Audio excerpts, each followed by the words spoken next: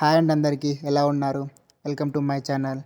ఆర్ఆర్బీలో అయితే కొత్త notification release అయింది. అదే ఏఎల్పి అసిస్టెంట్ లోకో పైలట్. అదే ఎలా అప్లై చేసుకోవాలో నేను ఈ వీడియోలో స్టెప్ బై స్టెప్ మీకు క్లియర్గా ఎక్స్ప్లెయిన్ చేస్తాను. మీరైతే లాస్ట్ వరకు చూడండి. అలాగే వీడియో లైక్ చేయకపోతే లైక్ చేయండి. అలాగే మన ఛానల్ ఇంకా సబ్స్క్రైబ్ చేసుకోకపోతే సబ్స్క్రైబ్ చేసుకోండి. ఇంకెందుకు లేట్, వీడియోలోకి వెళ్దాం పదండి.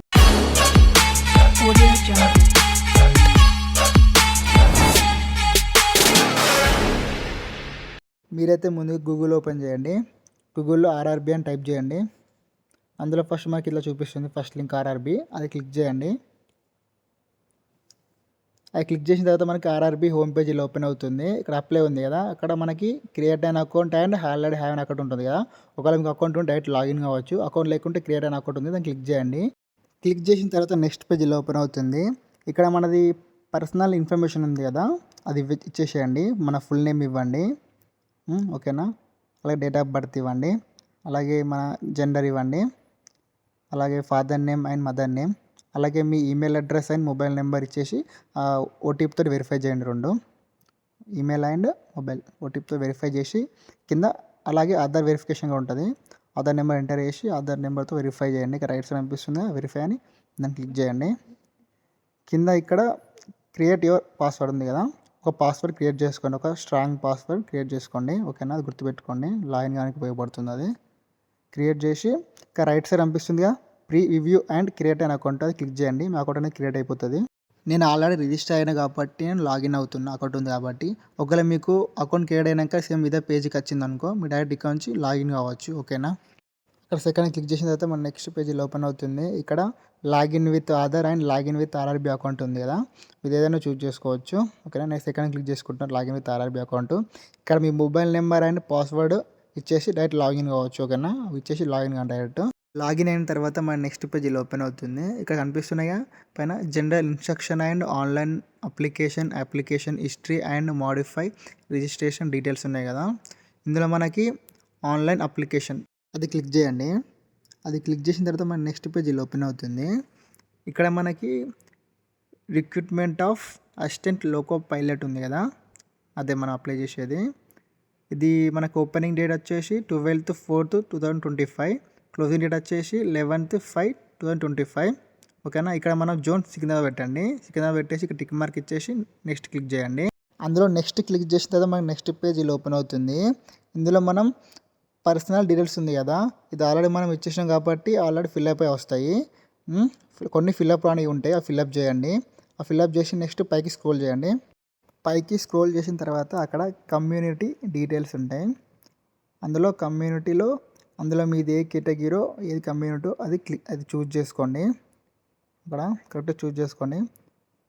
చూజ్ చేసుకున్న తర్వాత నెక్స్ట్ ఇక్కడ మనకి పోస్టల్ అడ్రస్ డీటెయిల్స్ ఉంటాయి కదా, ఆ అడ్రస్ ఇవ్వండి. మీ యొక్క అడ్రస్, మీ యొక్క డిస్టిక్ కానీ మండల్ కానీ మీ ఇంటి నెంబర్, మీ పిన్ కోడ్ అవన్నీ ఇచ్చేసేయండి. ఇచ్చేసి ఇక్కడ సేవ్ అని క్లిక్ చేసి నెక్స్ట్ క్లిక్ చేయండి, ఓకేనా.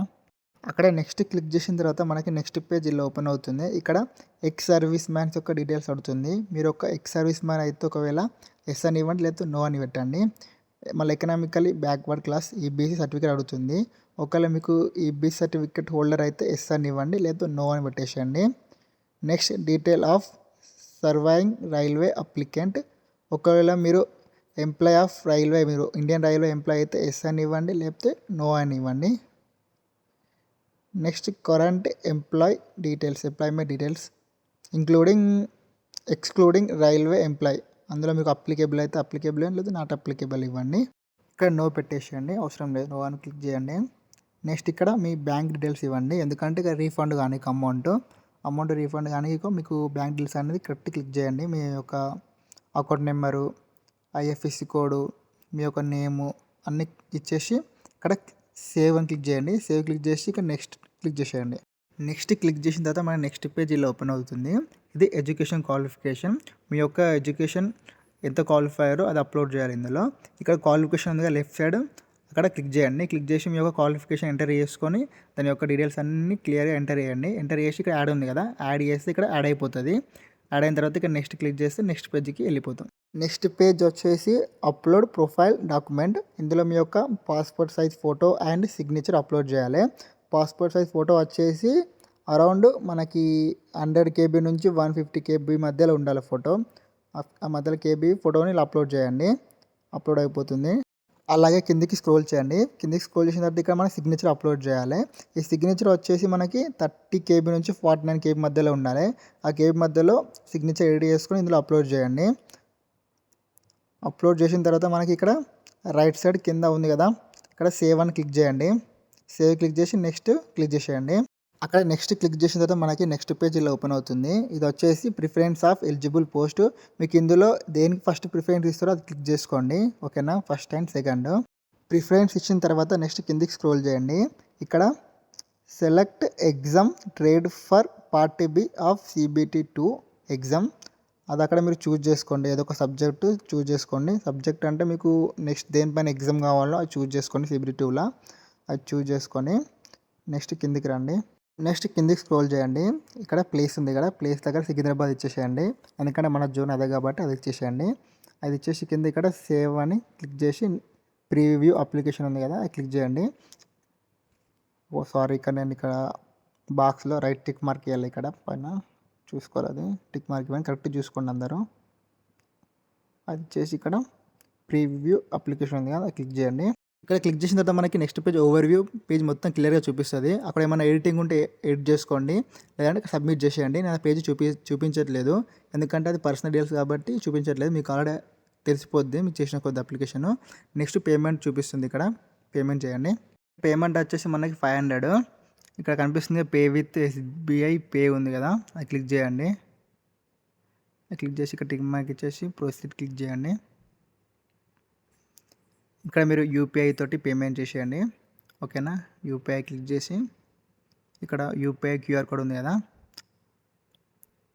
ఇక్కడ UPI QR కోడ్ తోటి మీరు పేమెంట్ చేసేస్తే అయిపోతుంది. ఓకేనా, ఇది అండి మన ఇవాల్టి వీడియో. ఈ వీడియో మీకు నచ్చింది అనుకుంటున్నాను. నచ్చితే లైక్ చేయండి. అలాగే ఈ వీడియో ఎవరికైనా ఉపయోగపడుతుంది అనుకుంటే వాళ్ళకి షేర్ చేయండి. ఇంకా మన ఛానల్ని మీరు ఇంకా చూస్తూ సబ్స్క్రైబ్ చేసుకోకపోతే సబ్స్క్రైబ్ చేసుకోండి. అలాగే వీడియో ఎలా ఉందో కింద కామెంట్ చేయండి. Okay, thank you for watching this video. Next వీడియోలో కలుద్దాం. Tata, bye bye.